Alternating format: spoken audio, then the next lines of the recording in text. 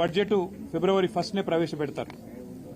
అట్లాంటి అతి ముఖ్యమైన ఈ రోజు, ఎందుకంటే వీళ్ళకి తెలుసు 8+8 గుండు 0 అనేది కాంగ్రెస్ బీజేపీకి తెలుసు.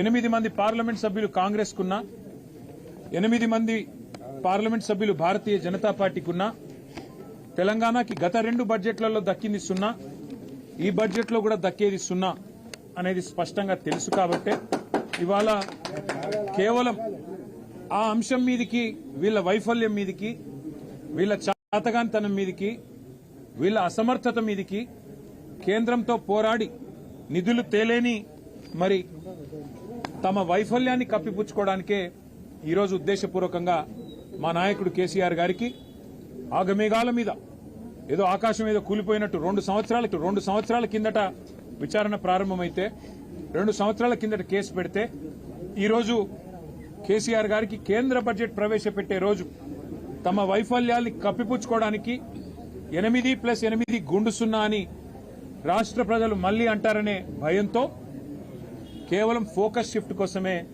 ఈరోజు ఇక్కడ కేసీఆర్ గారికి ఒక ఆదివారం పూట అది కూడా విచారణ అని చెప్పి వారు ఎంబడబడ్డారు.